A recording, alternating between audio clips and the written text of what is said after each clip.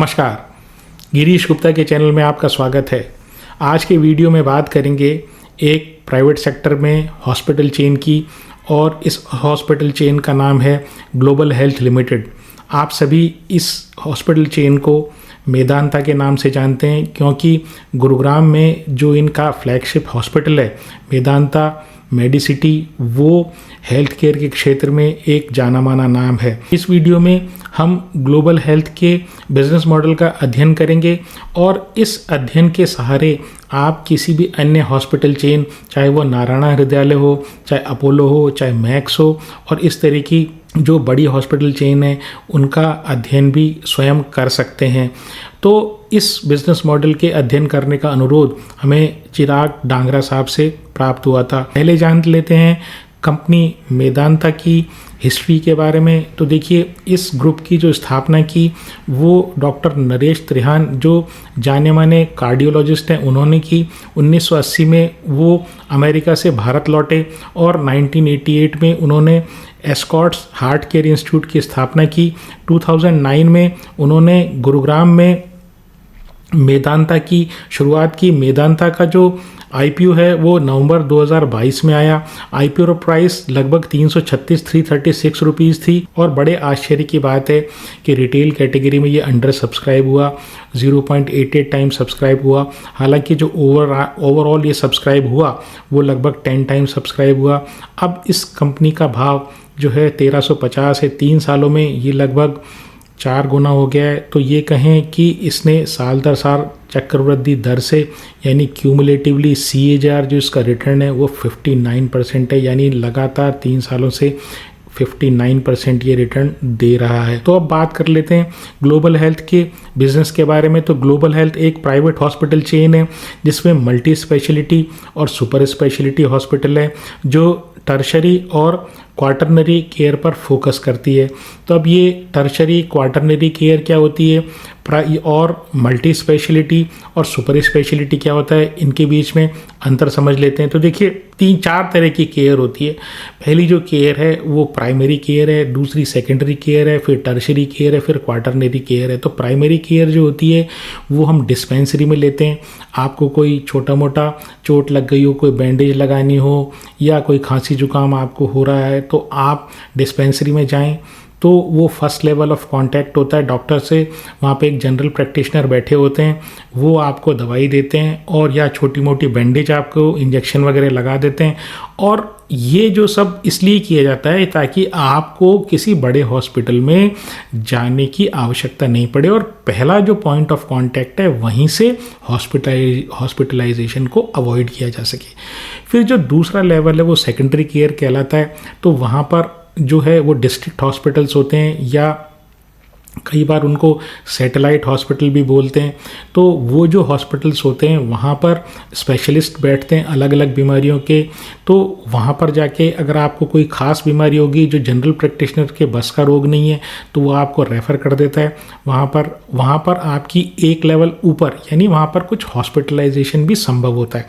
जो तीसरी केयर होती है वो टर्शरी केयर होती है। यहाँ पर क्या है कि अगर आदमी जो है किसी स्पेशलिस्ट से भी नहीं संभलता और उसको कुछ एडवांस ट्रीटमेंट की आवश्यकता होती है और कॉम्प्लेक्स कोई सर्जरी होती है, तो वो जिस हॉस्पिटल में होती है, वो जो हॉस्पिटल जिस तरह की बीमारियों को डील करता है उसको टर्शरी केयर बोलते हैं। और इससे हायर लेवल की जो एक्सट्रीम कॉम्प्लिकेशन वाले बीमारियां होती हैं और सर्जरीज होती हैं वो क्वार्टरनरी केयर, उन जिन हॉस्पिटल्स में होते हैं तो उनको क्वार्टरनरी केयर हॉस्पिटल बोलते हैं। अब बात कर लेते हैं मल्टी स्पेशलिटी सुपर स्पेशलिटी की।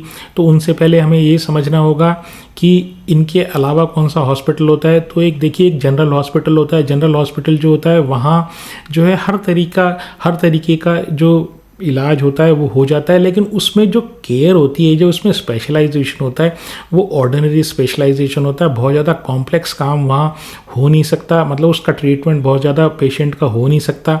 तो वो हर तरह के वहाँ पे स्पेशलिस्ट आपको मिलेंगे।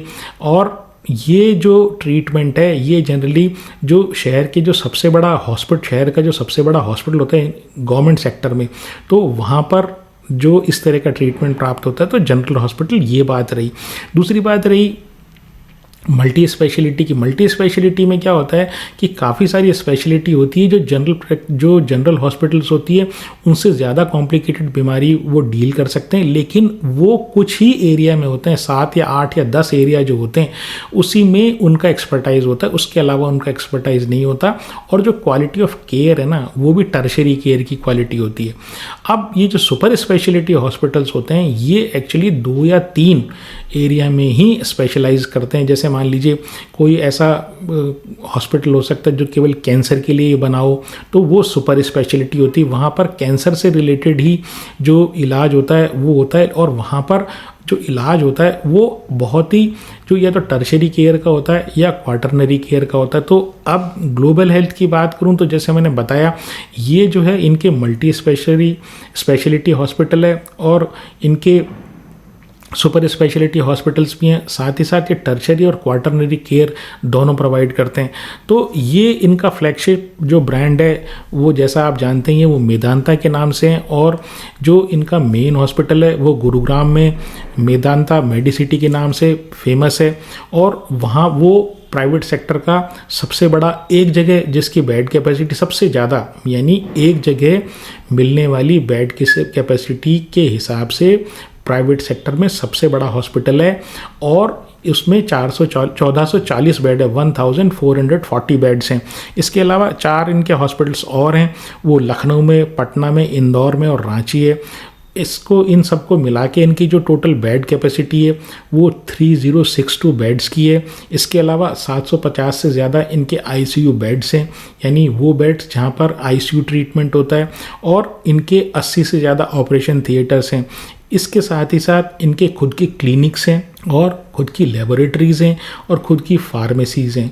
तो लेबोरेटरी जनरली क्यों हॉस्पिटल अपने साथ अटैच रखते हैं, एक तो चीज़ ये है कि जो बाहर की लेबोरेटरीज़ होती हैं कुछ एक को छोड़कर, वो जो लेबोरेटरीज़ होती हैं वो जो उनके जो केमिकल्स होते हैं उसके बारे में जो हॉस्पिटल या स्पेशलिस्ट डॉक्टर होता है उसको कई बार डाउट होता है। तो वो जो ऑर्डिनरी जो लेबोरेटरीज़ होती हैं वो कई बार स्प्यूरियस या नकली या लो स्टैंडर्ड के केमिकल इस्तेमाल या रिएजेंट्स इस्तेमाल करती है जिसके रिजल्ट्स प्रॉपर नहीं आते। तो एक कारण तो ये, दूसरी चीज़ ये कि आपके जो इन पेशेंट्स होते हैं उनको आपको तुरंत जो है वो कुछ रिपोर्ट्स चाहिए होती हैं डॉक्टर्स को, तो वो रात में दिन में ये 24 घंटे इस तरह की जो लैब्स हैं काम करती हैं। और यही बात फार्मेसी से के लिए भी लागू होती है।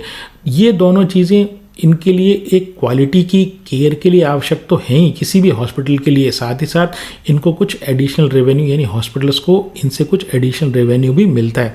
अब बात करते हैं कि किसी भी हॉस्पिटल को या किसी भी हॉस्पिटल चेन को किस तरीके से एनालाइज किया जाता है। तो एक एक करके मैं 7 या 8 मैट्रिक्स आपको बताऊंगा जिसके हिसाब से आप किसी अन्य हॉस्पिटल चेन को भी एनालाइज कर सकते हैं। तो पहली चीज़ हुई रेवेन्यू मिक्स। तो रेवेन्यू मिक्स ये है कि कौन सी बीमारी जो है उसमें से आपका रेवेन्यू कितना आता है। तो ग्लोबल हेल्थ की बात करें तो हार्ट, कैंसर, डाइजेस्टिव और नर्वस यानी न्यूरोलॉजिकल जो डिसऑर्डर्स होते हैं उनसे इनका रेवेन्यू 57% आता है, यानी लगभग 60% रेवेन्यू इनका इन 4 बीमारियों से आता है। इसके अलावा किडनी, यूरो और ऑर्थो और अन्य से 43% आता है। तो ये रहा इनका रेवेन्यू मिक्स। अब इस बात से आप ये समझेंगे कि इनका स्पेशलाइजेशन जो है वो हार्ट में, कैंसर में ज़्यादा है, यानी हार्ट के लिए तो फेमस है ही, लेकिन साथ ही साथ अब जो इनका फोकस हो रहा है या जहाँ से इनका रेवेन्यू आ रहा है वो कैंसर से over a period of time, मतलब धीरे धीरे इनका कैंसर से रेवेन्यू भी बढ़ रहा है। दूसरा मीट्रिक है वो है डोमेस्टिक और जो इंटरनेशनल पेशेंट्स का।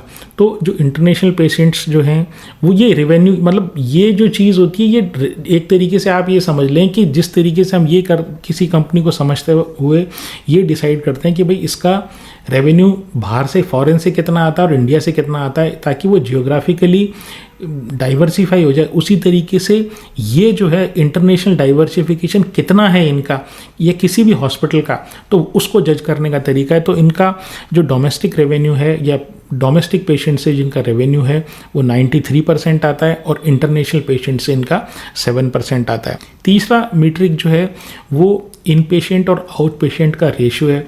तो इन पेशेंट और आउट पेशेंट का रेशियो इसलिए आवश्यक है कि ये आप ऐसे समझ लीजिए कि थोक की दुकान और रिटेल की दुकान, रिटेल में सेल कम होती है लेकिन क्या है वहाँ मार्जिन ज़्यादा होता है। थोक में क्या होता है, बहुत सारी सेल होती है लेकिन मार्जिन कम होता है, और किसी भी बिजनेस के लिए दोनों चीज़ें आवश्यक है। तो हॉस्पिटल में जो इन पेशेंट है वहाँ से होता ये है कि रेवेन्यू तो ज़्यादा आता है लेकिन उसमें नंबर ऑफ़ पेशेंट्स कम होते हैं, और जो आउट पेशेंट होते हैं वहाँ से, या जो आउटडोर पेशेंट्स होते हैं वहाँ से उनका क्वांटम तो बहुत ज़्यादा होता है लेकिन वहाँ से रेवेन्यू कम आता है। लेकिन ये दोनों हॉस्पिटल की विजिबिलिटी के लिए आवश्यक होते हैं कि भाई level of care of treatment जब तक पेशेंट अंदर नहीं आएगा यानी ओपीडी में नहीं आएगा तब तक उसको उस हॉस्पिटल की केयर का विश्वास नहीं होता। दूसरी बात ये, वो जिस स्पेशलिस्ट के साथ ट्रीटमेंट करवा रहा है तो उसी के वार्ड में या उसकी यूनिट में ही वो भर्ती होना चाहेगा। तो ये एक्चुअली इन पेशेंट और आउट पेशेंट का तो थोड़ा सा समीकरण है। इनके इन पेशेंट्स टोटल पेशेंट्स का 5% था और वहाँ से इनका रेवेन्यू 83% आता है। 5% इन पेशेंट से रेवेन्यू आ रहा है 83%, और जो आउट पेशेंट्स हैं वहाँ आउटडोर पेशेंट जिसको बोलें तो वहाँ से इनका रेवेन्यू जो है केवल 17% आता है, और जो बल्क है या जो वॉल्यूम है वो 95% है।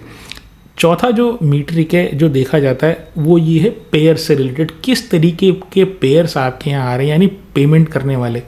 तो इनके यहाँ 55% जो लोग हैं वो कैश पेमेंट करने वाले आते हैं यानी कैश से इलाज कराने आते हैं। उस 27% जो है वो इंश्योरेंस वाले पेशेंट्स आते हैं, और 17% अदर्स से आते हैं, जैसे कोई पीएसयू का हुआ या किसी कॉरपोरेट का हुआ या किसी गवर्नमेंट की कोई फैसिलिटी का हुआ, फैसिलिटी वाला हुआ, तो वो लोग आते हैं। अब इसमें जो 55% है इस जो कैश से आते हैं इसका क्या इम्पोर्टेंस है। देखिए कैश वाला जो होता है ना वो किसी हॉस्पिटल से बंधा नहीं होता। दूसरी बात क्या होता है कि वो जो है कोई इकोनॉमिक डाउन टर्न आ जाता है या कोई गवर्नमेंट का कोई अच्छा हॉस्पिटल आ जाता है या गवर्नमेंट की कोई स्कीम आ जाती है तो बेसिकली उसमें शिफ्ट हो जाता है ताकि उसके पैसे नहीं लगे। जो पांचवा मीट्रिक है वो average revenue per occupied bed है। तो average revenue per occupied bed का मतलब क्या है, तो आपने टोटल, जैसे इनके जो टोटल बेड्स हैं 3062 हैं, तो 3000 बेड आप करीब समझ लें। तो उसमें से मान लीजिए किसी एक पॉइंट ऑफ टाइम पर वो 50% मान लीजिए उनकी ऑक्यूपेंसी रही, 50% बेड खाली थे और 50% पर इन पेशेंट थे। इन पेशेंट की बात है, तो इन पेशेंट थे तो यानी मरीज भर्ती था, तो वहाँ से पर डे का रेवेन्यू कितना आता है वो actually average revenue per occupied bed कहलाता है। तो इनका average revenue per occupied bed June 25 के रिजल्ट्स के हिसाब से 66,584 यानी 66,584 रुपये था, जो पिछले क्वार्टर के कंपैरिजन में यानी जून 2024 के कंपैरिजन में 4% बढ़ा हुआ था।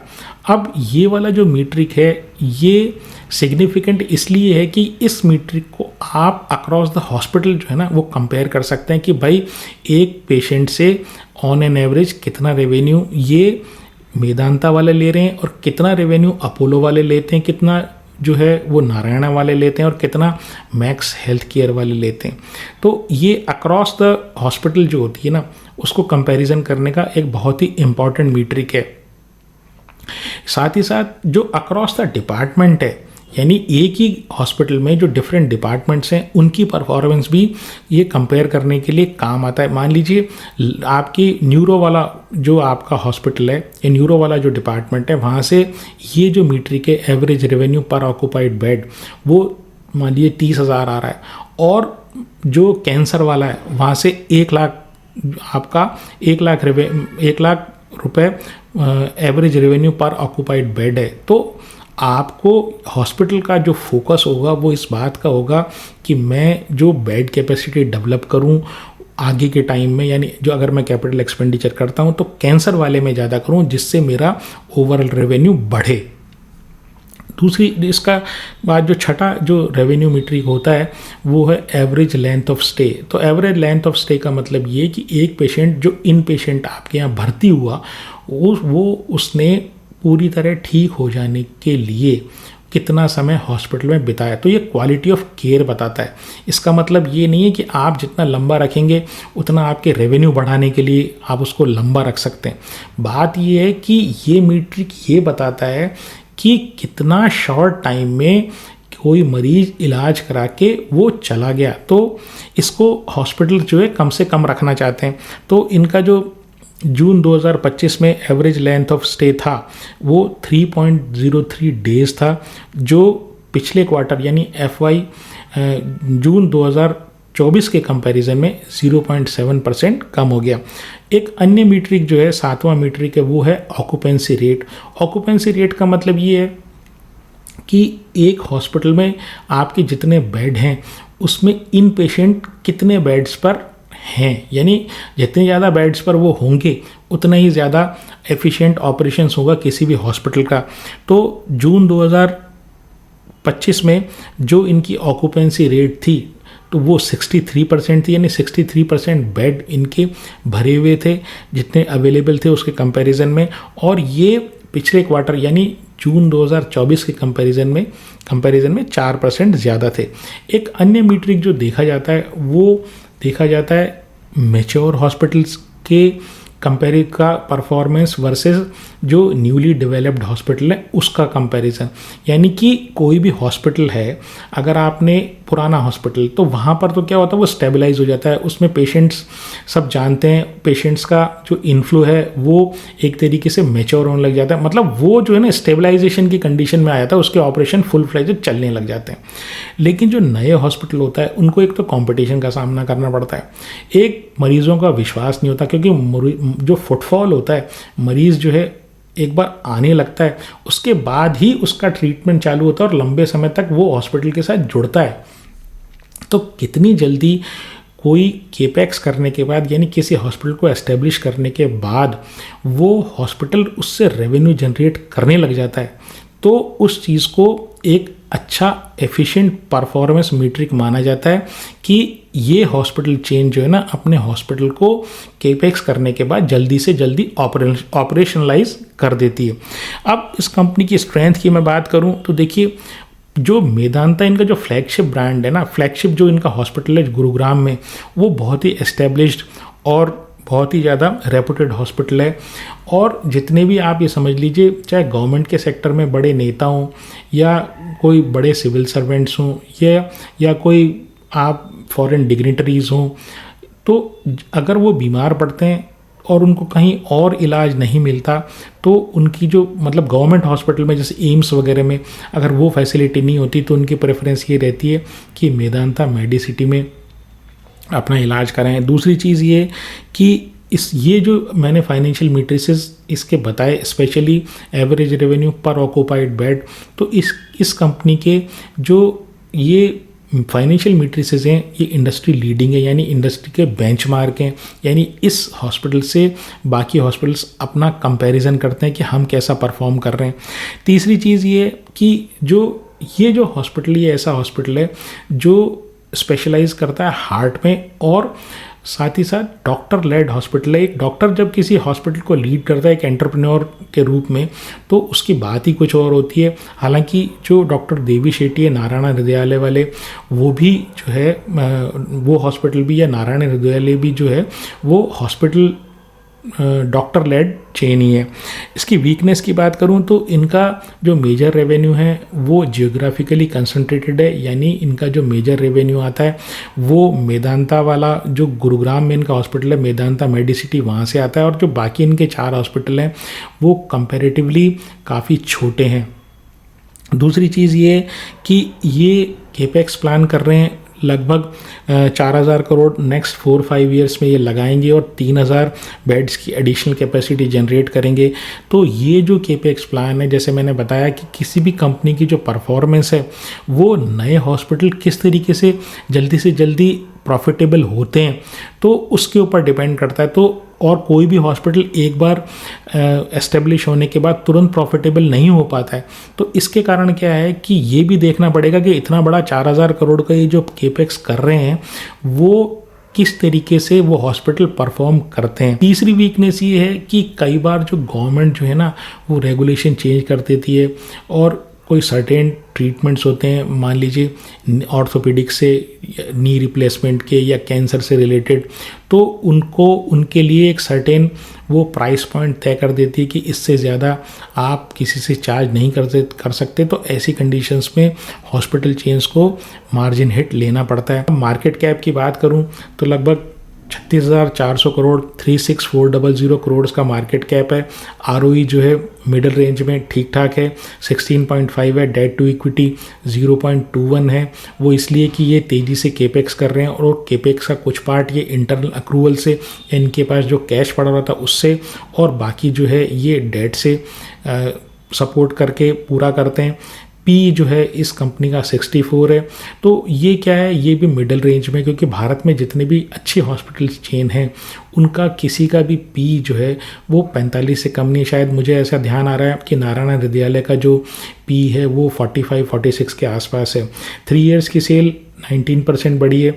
3 इयर्स का प्रॉफिट क्यूमुलेटिव भी 38% बढ़ा है।